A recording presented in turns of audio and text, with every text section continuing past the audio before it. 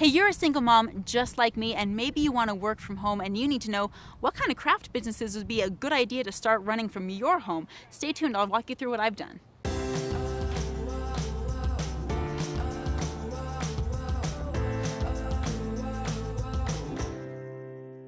So maybe you're like me and you are a stay-at-home mom, totally rocking it out with those kiddos, and you're looking for a way to maybe supplement your income or maybe even start your own business working from home. I've got a few ideas that I've tried that I can give to you that will be great craft ideas for starting your own in-home business. The first one is one that I have tried on for a long time and I love doing it, especially with my kids, and that is jewelry making. Now, jewelry making has a lot of benefits. One, it has a really low cost of entry. You are going to spend some money on supplies and tools, but once you get those tools, it's just a matter of getting supplies and then selling the jewelry when it's done. And really, the jewelry costs very, very little to make. It does require some time, but you can make jewelry while, you're watching a movie, or you can do it while your kids are playing the piano. It's very easy to just keep your hands busy while you're doing something else. So it does allow you to multitask, which is a really great benefit of having an in-home business, especially as a stay-at-home mom. Totally get it. Been there, okay?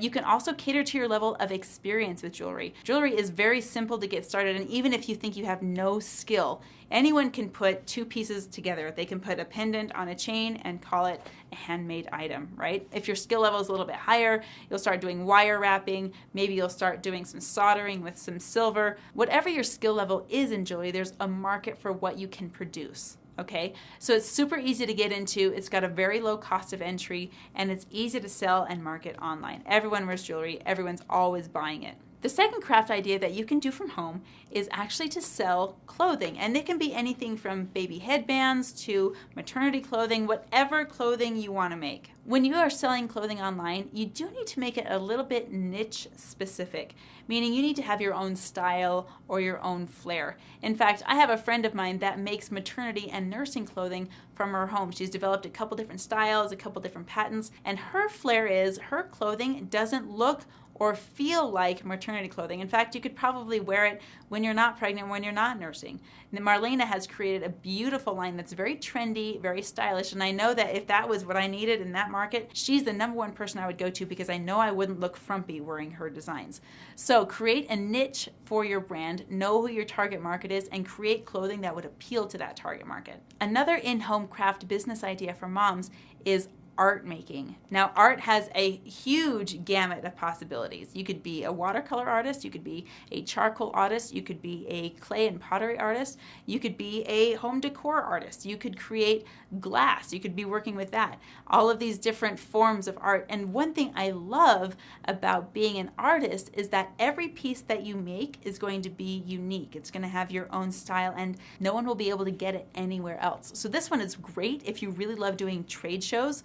This is a perfect avenue for that because trade shows really cater to handmade pieces that you're not going to find anywhere else, and collectors love to go to these trade shows and find your work. Pretty soon you're going to find you have this signature about you, this flair that you have, your own unique flavor. And when you get that and you start doing business really well, people are going to start looking for your specific artwork. When you're considering doing this art or this home decor or even some jewelry, you want to ask yourself, do I want to do a business with handmade items, or do I want to do a business with resale items that I found super cheap, maybe on Alibaba Express, okay? Alibaba Express is a fantastic website where you can buy items directly from China. You can even buy an item and then upgrade it, get a hold of the manufacturers and have them add your upgrades to the item to make it completely unique to you. When you do that, just be aware that you need to disclose that to your clients. You can't put handmade on something that you ordered from China, so just be completely honest with your clients.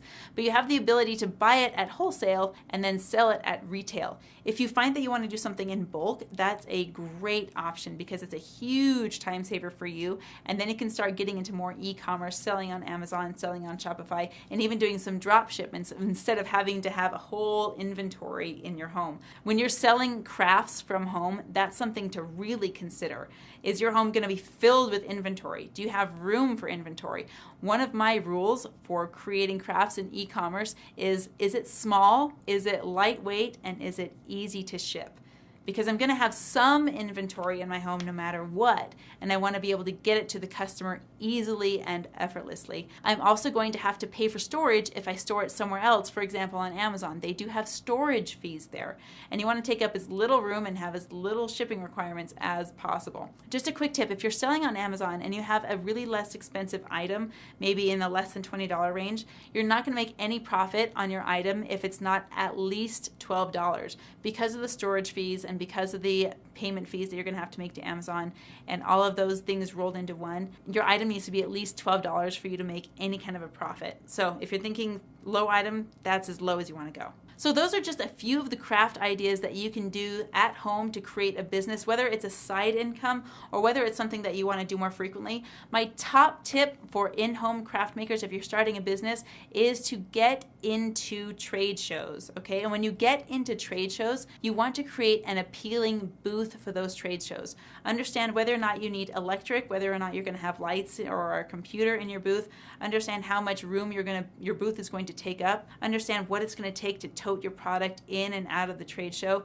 Get familiar with the trade shows and maybe even the summer farmers markets in your area. Those are great revenues for people, and it's a really fun opportunity for moms like you and me to involve our kids and even create income for them so they can start practicing with their entrepreneurial skills. Hey, I hope you enjoyed today's content. In fact, leave me a comment below with your favorite part.